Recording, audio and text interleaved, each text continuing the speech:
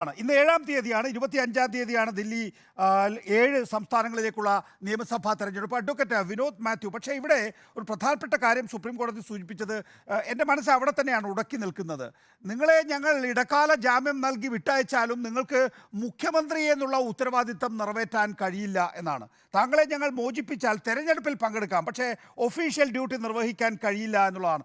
നിങ്ങളുടെ ആം ആദ്മി പാർട്ടിയുടെ അഭിഭാഷകൻ അഭിഷേക് മനു സിംഗ്വി അക്കാര്യത്തിൽ ഒരു ഉറപ്പ് സുപ്രീം കോടതിയിൽ നൽകാമെന്ന് പറഞ്ഞിട്ടുണ്ട്. അത് യഥാർത്ഥത്തിൽ സ്വീകാര്യമാണോ? എനിക്ക് ഇടക്കാല ജാമ്യം നൽകണോ വേണ്ടയോ എന്ന് സുപ്രീം കോടതിക്ക് തീരുമാനിക്കാം. ഞാൻ സാക്ഷികളെ സ്വാധീനിക്കാൻ പാടില്ല, വിദേശത്ത് പോകാൻ പാടില്ല, എൻ്റെ പാസ്പോർട്ട് പിടിച്ചു വെച്ചോളൂ, അതൊക്കെ സുപ്രീം കോടതിക്ക് ചെയ്യാം, അല്ലെങ്കിൽ ഏതെങ്കിലും കോടതിക്ക് ചെയ്യാം. പക്ഷേ ഞാൻ എൻ്റെ ഒഫീഷ്യൽ ഡ്യൂട്ടി നിർവഹിക്കുന്നതിനെ എങ്ങനെയാണ് സുപ്രീം കോടതിക്ക് തടയാൻ കഴിയുക? നിങ്ങൾ എന്ത് അടിസ്ഥാനത്തിലാണ് അക്കാര്യത്തിലൊരു ഉറപ്പ് എഴുതി കൊടുക്കാൻ പോകുന്നത്, അഡ്വക്കേറ്റ് വിനോദ് മാത്യു വിൽസൺ?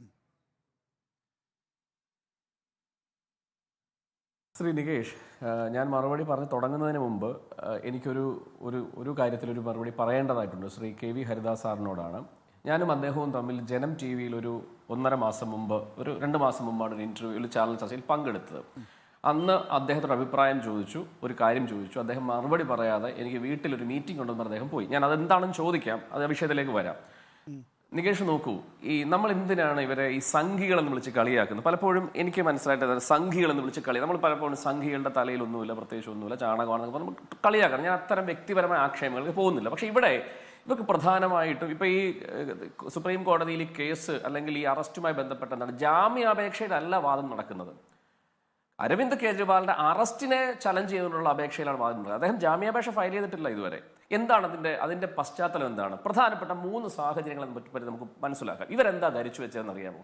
അരവിന്ദ് കെജ്രിവാളിനെ അറസ്റ്റ് ചെയ്യുന്നതോടുകൂടി കേജ്രിവാൾ, സാധാരണ ഇപ്പം നമ്മൾ ജാർഖണ്ഡിലെ സോറിനെ പറ്റി നമ്മൾ ചർച്ച ചെയ്യുന്നുണ്ടോ? ഇല്ല. സമാനമായ കേസുകളിൽ അകത്ത് കിടക്കുന്നവരെ പറ്റി ചർച്ച ചെയ്യുന്നുണ്ടോ? ഇല്ല. അതുപോലെ വിസ്മൃതിയിലായി കേജ്രിവാൾ പോകുമെന്ന ധാരണയായിരുന്നു ഇവർക്കുണ്ടായിരുന്നത്. അതെങ്ങനെയാണ് ആ വിസ്മൃതിയിലേക്ക് പോകാത്ത സാഹചര്യം ആം ആദ്മി പാർട്ടി സൃഷ്ടിച്ചത് എന്നുള്ളതാണ്. ഇവർ മണ്ടന്മാരാണെന്നും ഇവർ കേജ്രിവാളിനെ പൂട്ടാൻ കഴിയുന്ന ശേഷിയില്ലെന്നും, കേജ്രിവാൾ എന്ന് പറയുന്ന മനുഷ്യൻ ബുദ്ധിമാനായ, വിദ്യാഭ്യാസമുള്ള, ഇവരെ എല്ലാ രീതിയിലും പൂട്ടാൻ കഴിയുന്ന ആധുനിക പൊളിറ്റിക്സിന്റെ എല്ലാ തന്ത്രങ്ങളുമുള്ള മനുഷ്യനാണ് ഇവർക്ക് ബോധ്യപ്പെട്ടത്. ഞാൻ പറഞ്ഞോട്ടെ നികേഷ് പ്ലീസ്. 3 സാഹചര്യത്തിലാണ്. പ്രധാനപ്പെട്ട എന്താണെന്ന് അറിയാമോ? ഇവിടെ അദ്ദേഹം ശ്രീ ഹരിദാസ് സൂചിപ്പിച്ചു 9 സമൺസ് കിട്ടി പോയില്ല എന്ന്. കേജ്രിവാൾ പോയില്ല. എന്താ കാര്യം? ഫസ്റ്റ് സമൺസിൽ പോയിരുന്നെങ്കിൽ ഇവർ അറസ്റ്റ് ചെയ്തേനെ. ഫസ്റ്റ് സമൺസ് എന്നാണ്? ഏതാണ്ട് 1 വർഷം മുമ്പ് തുടങ്ങിയതാണ് ഈ സമൺസ് പരിപാടി. അന്ന് അറസ്റ്റ് ചെയ്തിരുന്നെങ്കിൽ, കേജ്രിവാൾ പോയിരുന്നെങ്കിൽ അറസ്റ്റ് ചെയ്യപ്പെടും. ഇത്രയധികം ഈ ലോങ് ഗ്യാപ്പിൽ ഈ സംഭവം ചർച്ച ചെയ്ത് നിൽക്കത്തില്ല. ഈ പൊളിറ്റിക്കൽ ഡൊമൈനിൽ നിന്ന് കേജ്രിവാൾ വിസ്മൃതിയിലാകും. അതുകൊണ്ടാണ് കേജ്രിവാളിന് അറിയാം ഇത് അറസ്റ്റ് ചെയ്യപ്പെടും, അത് ഇലക്ഷൻ സമയത്ത് തന്നെ ആയിരിക്കണമെന്ന് കേജ്രിവാൾ ശഠിച്ചതിന്റെയും സാഹചര്യം സൃഷ്ടിച്ചത് കൊണ്ടാണ് ഇവർക്ക് ഒന്നാമത്തെ അബദ്ധം പറ്റിയത്. രണ്ടെന്ന് പറയുന്നത്, അദ്ദേഹം ജയിലിൽ കിടന്ന് രാജിവെക്കണം എന്ന് ഇവർ പറഞ്ഞു. രാജിവെക്കത്തില്ലെന്ന് തീരുമാനിച്ചു. കേജ്രിവാൾ എന്താണ്, ധാർമ്മികത ഇല്ലാത്ത മനുഷ്യനായതുകൊണ്ടാണ് രാജിവെക്കാത്തെ. എന്തുകൊണ്ടാണ് രാജിവെക്കാത്തെ? രാജിവെച്ചാൽ പുതിയൊരാൾ മുഖ്യമന്ത്രിയായി ഡൽഹിയിൽ വരും. അതോടുകൂടി ടെലിവിഷൻ ചാനൽ ചർച്ചകളിൽ കേജ്രിവാളിന്റെ പദവും കേജ്രിവാളിന്റെ രൂപവും ഭാവവും അദ്ദേഹത്തെ പറ്റി ചർച്ചകളും വിസ്മൃതിയിലാകും. അതോടെ കേജ്രിവാൾ എന്ന് പറഞ്ഞ ചർച്ച ഇല്ലാണ്ടാവും. അവിടെയും അവർക്ക് തെറ്റി. മൂന്നാമത്തെ എന്താണ്? ജാമ്യാപേക്ഷ അദ്ദേഹം കൊടുത്തില്ല, അറസ്റ്റിനെ ചലഞ്ച് ചെയ്യുകയാണ്. സാധാരണ എന്താ ചെയ്യുക? നമ്മൾ ഏത് കേസിൽ നോൺ ബെയിൽ പോയാലും നമ്മൾ ജാമ്യാപേക്ഷ ഫയൽ ചെയ്യും. ഇവിടെ പറയുന്നത് എന്താണ്? ഞങ്ങൾ ഈ അറസ്റ്റ് ഇല്ലീഗലാണ്, ഈ അറസ്റ്റ് പാടില്ല, ഇതിനെയാണ് ചലഞ്ച് ചെയ്യുന്നത്. നമ്മൾ നോക്കും, അവിടെയാണ് സുപ്രീം കോടതി അറസ്റ്റിനെ പറ്റിയുള്ള അല്ലെ ബെയിൽ ആപ്ലിക്കേഷൻ ചർച്ചയിലല്ല, മറിച്ച് അറസ്റ്റിനെ ചലഞ്ച് ചെയ്യുന്ന ഒരു അപേക്ഷയിലാണ് ഇന്ററിം ബെയിൽ എന്ന് പറയുന്ന സാഹചര്യത്തിലേക്ക് വരുന്നത്. അവിടെ ഈ 3 പശ്ചാത്തലം പരിശോധിച്ചാൽ ഇവർക്ക് കേജ്രിവാളിനെ, ആം ആദ്മിയെ പൂട്ടാൻ കഴിയുന്ന സാഹചര്യമല്ല. കാരണം ഇതിന്റെ പിന്നിൽ പ്രവർത്തിക്കുന്ന ബുദ്ധിയുള്ളവരാണ്, തലച്ചോറിൽ ചാണകം നിറച്ചവരല്ല. ഈ 3 സാഹചര്യം ഉണ്ടായതുകൊണ്ട് ഒരു പ്രശ്നവുമില്ല. പിന്നെ അങ്ങ് ചോദിച്ച ചോദ്യത്തിന് ഉത്തരം ഞാൻ പറഞ്ഞുതരാം.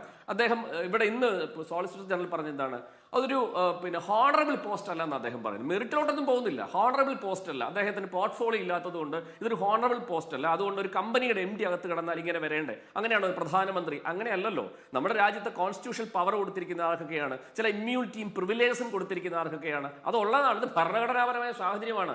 ഇവിടെ ചോദിക്കുന്ന ആ ചോദ്യം ഉണ്ടല്ലോ, അതായത് റൈറ്റ് ടു ഇക്വാളിറ്റി അല്ലേ ചോദിക്കുന്നത്. ഒരു കർഷകന് ഈ പറയുന്ന സാഹചര്യം കിട്ടും, ഒരു പ്രധാനമന്ത്രിക്ക് കിട്ടും? അല്ല, ഇവർ തമ്മിൽ പ്രിവിലേജസ് ഉണ്ട്. ശ്രീ നികേഷ് കുമാർ അല്ലെങ്കിൽ ശ്രീ ഹരിദാസ്, പക്ഷേ അല്ല അവിടെ അല്ല അങ്ങനെയല്ല ഞാൻ പറഞ്ഞു. രാഷ്ട്രീയ പ്രത്യേക അധികാരം ഉണ്ടെന്നല്ല സുപ്രീം കോടതി ഞാനും പറഞ്ഞു വെക്കുന്നത്. പക്ഷേ ചില സാഹചര്യങ്ങളിൽ നമ്മളൊരു മീറ്റിംഗിൽ പോയിരിക്കുമ്പോൾ സുപ്രീം കോടതി പറയുന്നത് ഇലക്ഷൻ ഇല്ലായിരുന്നുവെങ്കിൽ ഇടക്കാല ജാമ്യം എന്ന ചോദ്യമേ ഉണ്ടാകുമായിരുന്നില്ല. 5 വർഷം കൂടുന്ന വരുന്ന ഇലക്ഷനിൽ അതിൻ്റെതായിട്ടുള്ള ജനാധിപത്യ പ്രക്രിയ എന്നുള്ള നിലയിലുള്ള പ്രത്യേകതയുണ്ട് എന്നാണ്.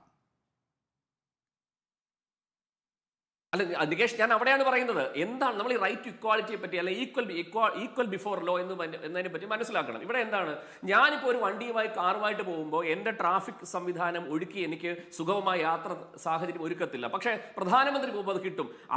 എനിക്ക് അതിനുള്ള സാഹചര്യം ഇല്ലെന്ന് ചോദിക്കുന്ന ആ ചോദ്യം പാടില്ല. എവിടെയാണ് ഒരു പ്രോസിക്യൂഷന്റെ ഭാഗത്ത് ഒരു കോടതിയിൽ കേസിൽ പ്രതിയാക്കപ്പെട്ടാൽ വിനോദ് മാത്യു വിൽസനും നികേഷ് കുമാറും നരേന്ദ്രമോദിയും പിണറായി വിജയനും ഒന്നാണ് എന്ന് പറയുന്നതും മറ്റ് സാഹചര്യങ്ങളിൽ അവർക്ക് കിട്ടുന്ന ചില സവിശേഷമായ സാഹചര്യങ്ങളും വ്യത്യാസമാണ്. അതുകൊണ്ടാണ് ഒരു ഭരണഘടനമായി തിരഞ്ഞെടുക്കപ്പെട്ട ഒരു മുഖ്യമന്ത്രിയെ ഒരു ഇലക്ഷന് തൊട്ട് മുമ്പ് അധികാരത്തിൽ നിന്ന് മാറ്റുന്നതിന് വേണ്ടി അദ്ദേഹത്തെ നമ്മൾ കണ്ടിട്ടുള്ളതല്ലേ എത്രയോ കേസുകളിൽ രാത്രി കാലങ്ങളിൽ സിറ്റിംഗ്. നമ്മളിവിടെ അരിക്കൊമ്പന് വേണ്ടി ഹൈക്കോടതിയിൽ രാത്രിയിൽ സിറ്റിംഗ് ഉണ്ടായിരുന്നില്ല. കേരള ഹൈക്കോടതിയുടെ ചരിത്രങ്ങളിൽ വളരെ അപൂർവമായിട്ട് രാത്രിയിൽ സിറ്റിംഗ് ഉണ്ടായിരുന്നു. അരിക്കൊമ്പനെ വെടിവെക്കണമെന്ന് ആവശ്യപ്പെട്ടുകൊണ്ട് കേരള ഹൈക്കോടതി രാത്രികാല സിറ്റിംഗ് നടത്തിയിട്ടില്ലേ? ഡൽഹിയിലെ അവിശ്വാസ പ്രമേയത്തിന്റെ ചർച്ച നടത്തിയിട്ടില്ലേ? അപ്പം ചില സവിശേഷ സാഹചര്യങ്ങളിൽ അത്തരം സവിശേഷ സാഹചര്യങ്ങളുണ്ട്. അതുകൊണ്ട് അത് ഇവര് നിയമത്തിന്റെ ഉപരിയായിട്ടുള്ള മനുഷ്യരാണ് എന്നൊരു അർത്ഥത്തിലേക്ക് ഇത് പോകേണ്ട കാര്യമില്ല. അദ്ദേഹം തിരഞ്ഞെടുക്കപ്പെട്ട മുഖ്യമന്ത്രിയാണ്. അദ്ദേഹത്തിന് വേണ്ടിയുള്ള സ്റ്റാൻഡിംഗ് കൗൺസിലും അഭിഭാഷകരും കോടതിയിൽ ആ അപേക്ഷ കൊടുത്തു. അതിന്റെ പുറത്ത് അറസ്റ്റിനെ ചലഞ്ച് ചെയ്യുന്ന അപേക്ഷയിൽ ഞാൻ പറയുന്നത് നിയമത്തിന്റെ ഏറ്റവും മനോഹരമായ കാഴ്ചകളാണ് നമ്മൾ കാണുന്നത്.